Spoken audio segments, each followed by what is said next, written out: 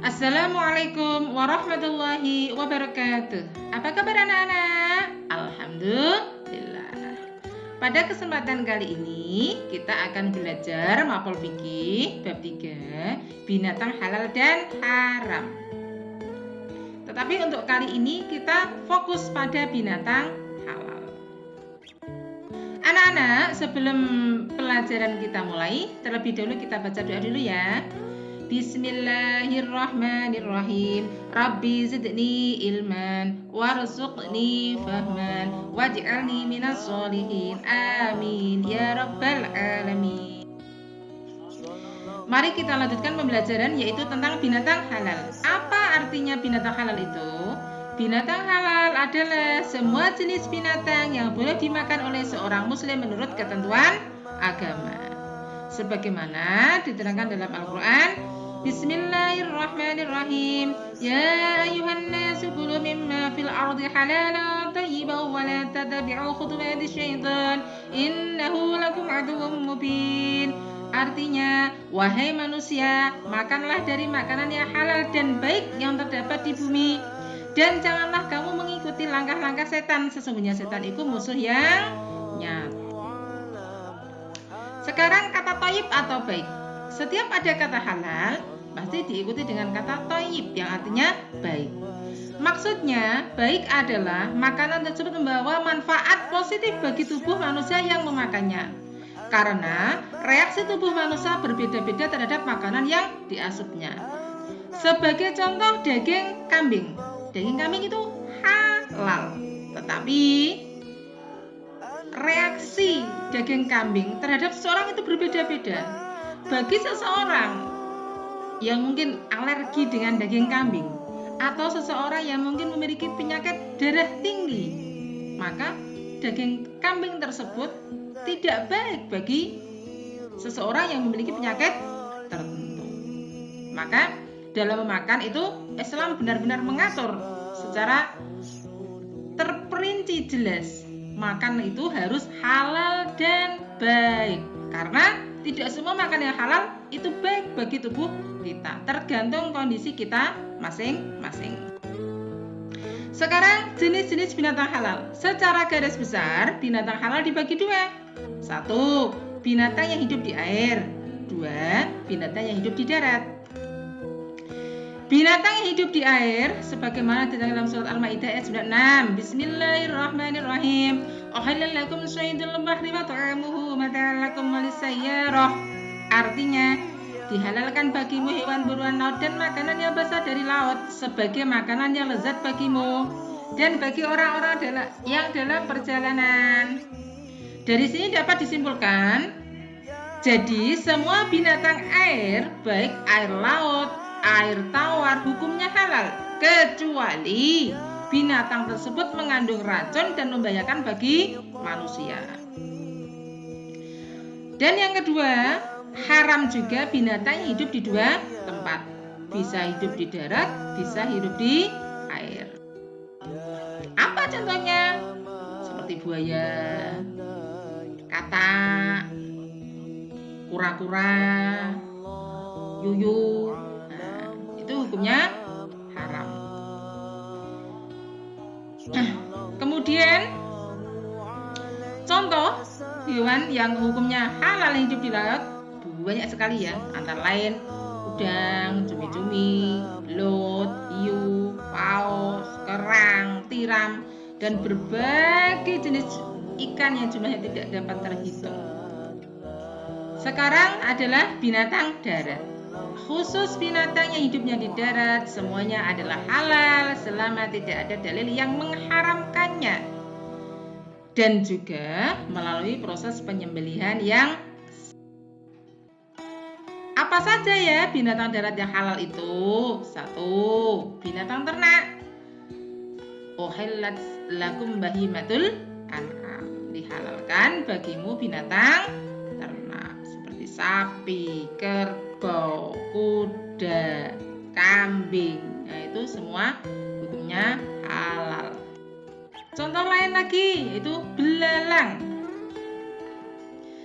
An Abdullah bin Umar anna Rasulullah sallallahu alaihi wasallam qala uhillat lana maitatani wa damani fa ammal maitatani fal hutu wal jaradu wa ammat damani fal kubitu wat tihal rawahu Ibnu Majah. Artinya, dihalalkan bagi kami 2 bangkai dan darah. Adapun 2 bangkai tersebut adalah ikan dan belalang, sedangkan 2 darah adalah hati dan limpa. Dari hadis ini jelas bahwa belalang termasuk binatang yang halal. Yang ketiga, binatang halal yang di darat adalah binatang buruan, sebagaimana diterangkan dalam Al-Quran surat Al-Maidah ayat 4. Bismillahirrahmanirrahim. Yas'alunaka madza uhilla lahum qul uhilla lakum at-tayyibat wa ma 'allamtum minal jawarihi mukallibina tu'allimunahunna mimma 'allamakumullahu fakulu mimma amsakna 'alaikum wadhkuru ismallahi 'alaihi wattaqullaha innallaha sari'ul hisab. Yang artinya, mereka bertanya kepadamu Muhammad, apakah yang dihalalkan bagi mereka? Katakanlah, yang dihalalkan bagimu adalah makanan yang baik-baik dan buruan yang ditangkap oleh binatang pemburu yang telah kamu latih untuk berburu. Yang kamu latih menurut apa yang telah diajarkan Allah kepadamu. Maka makanlah apa yang ditangkapnya untukmu dan sebutlah nama Allah waktu melepasnya.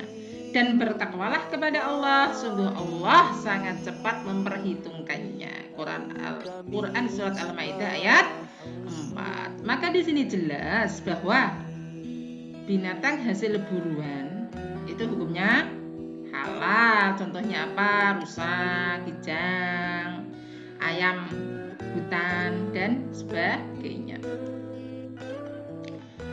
Yang keempat adalah jenis unggas. Sebagaimana dalam hadis anna Rasulullah sallallahu alaihi wasallam naha yaumal khabar an kulli dhi mihlabin minat thair wa an kulli dhi nabin minas sibai. Bahwa Rasulullah pada hari perang Khaibar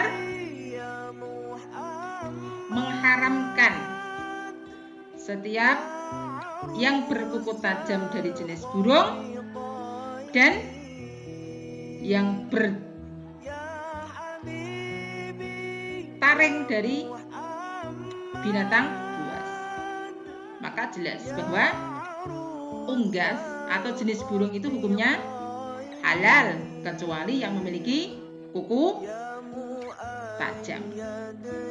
Contohnya ada burung merpati, ada bebek, ada angsa, ada kalkun dan sebagainya.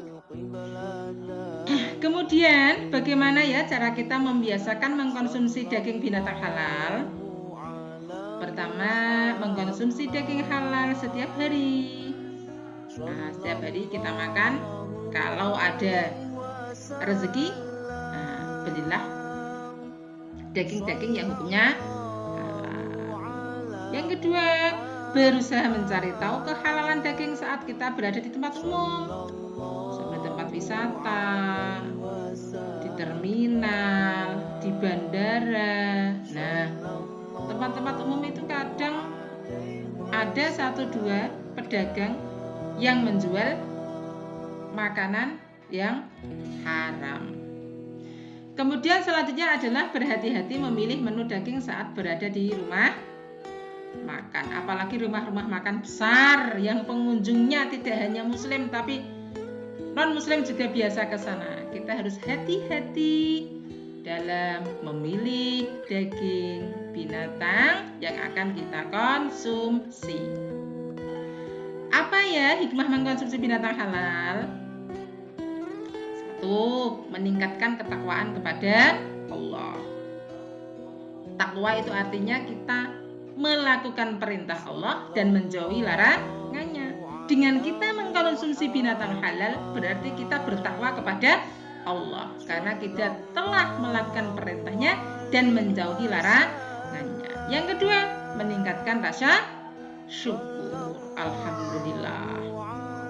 Yang ketiga, belajar menjaga diri secara jasmani dan rohani supaya jasmani juga kita sehat, rohani kita juga tenang dengan mengkonsumsi binatang yang halal. Yang selanjutnya, daging yang halal mengandung gizi yang baik untuk tubuh.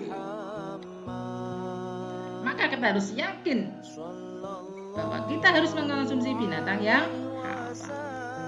Sekarang manfaatnya apa ya dengan mengkonsumsi binatang yang halal?